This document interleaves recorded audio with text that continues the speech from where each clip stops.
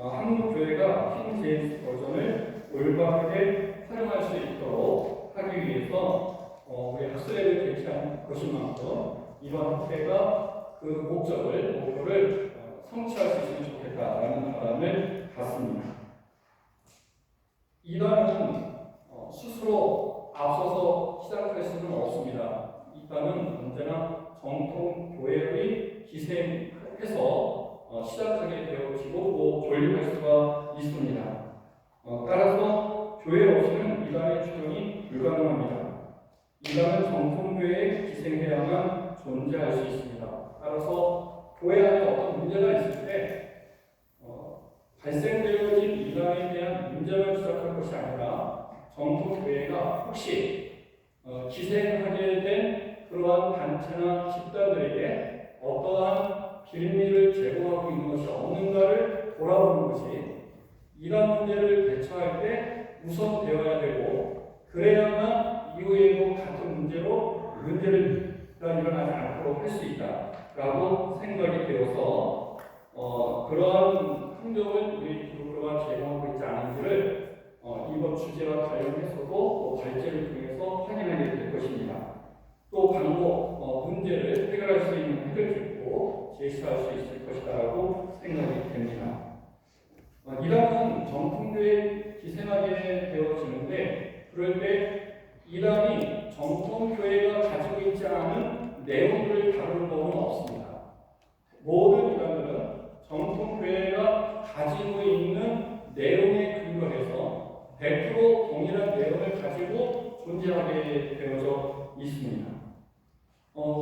그래서 이단들이 어떠한 문제, 이슈를 가지고 이단화되어져 갈 때 그 내용이 정통 기독교 바깥에 있는 내용이 아닌 것은 절대 거의 건들지 않는데, 그렇게 그러한 소재로 다루려고 할 때 가장 중요한 것은 교회가 가장 중요하게 여기는 내용들을 중심으로 다루게 되는 것이죠.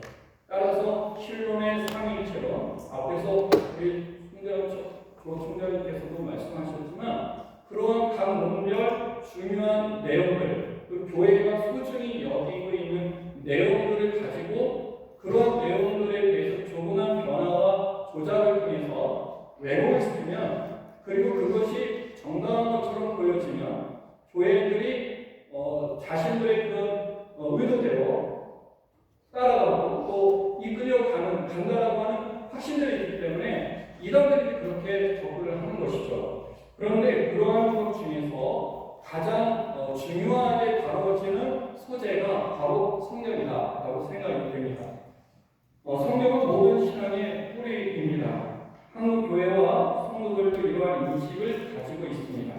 이 때문에 성경은 한국 교회와 성도들의 신앙에서 절대적인 위치를 차지합니다. 이러한 성경에 대한 이해에 비례하여 사본과 여본에 대한 다른 이해가 없는 상태에서 성경의 변형이나 훼손 그리고 이견을 접하면 민감하게 반응할 수밖에 없습니다.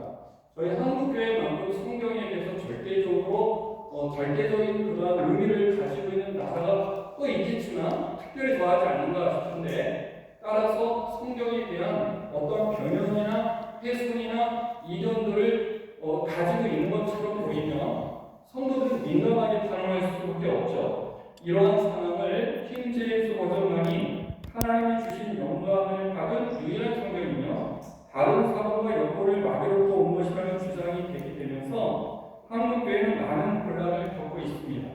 이는 성경에 대한 왜곡된 시각을 초래하고 킹 제임스 버전을 사용하는 교회만이 하나님의 뜻을 따르는 교회라는 잘못된 신앙관을 성도들에게 갖게 할 수가 있습니다. 이러한 문제가 교회 분열의 한 원인으로 작용하므로 올바른 판단을 내릴 수 있도록 도울 필요가 있는 것입니다.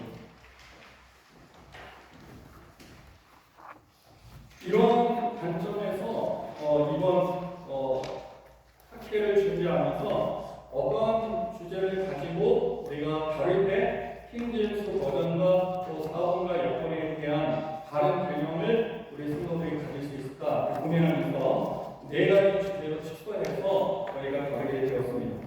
첫째는 성경의 여본과 사본에 성경에 대한 이해가 필요하다. 저희 나라는 국민들이 가지고 있는 성경이 유일한 원본과 같은 성경으로 이해하고 있는 경우들이 많다고 생각이 됩니다. 따라서 어떤 여건과 사본에 대한 그런 의견들이 나올 때 충분히 성도들이 잘 접근할 수 있으면 되는데 그렇지 못한 것 같아서 성경의 여건과 사본에 대한 이해를 할 수 있도록 하는 발제를 저희가 준비를 했습니다. 글자는 킹제임스 버전의 출현 배경과 역사적 상황을 이해할 필요가 있다고 생각이 되었습니다. 모든 여건이 시대적 혹은 사회적 그리고 그 환경적 필요성에 의해서 만들어졌을 텐데 그러한 것을 우리가 이해하지 못하면 왜곡된 시선을 가질 수밖에 없기 때문에 역사적 상황 또 출현 배경에 대해서 발표를 통해서 다루게 될 것입니다. 세 번째는 킹 제임스 버전이 가지는 의미를 바르게 인식할 필요가 있어서 우리 모든 한국 교회가 가질 수 있는 여건들 전체에 대해서 어떤 시각으로 접근해야 되는지 그러므로 이러한 부분에 대해서 세 번째 발제를 준비하였습니다. 네 번째는 우리가 이 학회를 다루게 된 배경이 어떤 요인이 없으면 자극이 없으면 이러한 주제를 선택한다는 게 쉽지 않을 텐데 요인이 있고 자극이 있어서 주제가 설정이 되었습니다. 따라서 킹 제임스 버전의 현재 활용 방식에 대해서 알아보려고 하는데 킹 제임스 버전을 주요하게 다루는 여러 단체들의 주장을 살펴서 그러한 것들이 어떤 문제가 있는가에 대한 고찰이 우리 성도들께서 킹 제임스 버전을 이해하는 데 도움이 될 것이다 라고 생각이 되어서 이 네 가지 주제를 가지고 오늘 발제하게 될 것이고 저희는 귀한 불을 접하게 될 것입니다. 킹 제임스 버전을 다룬 목표가 의미를 제가 썼는데 우리 그런 학회입니다. 세미나가 아니고 그래서 일반적인 주장을 하려고 하고 있지 않습니다.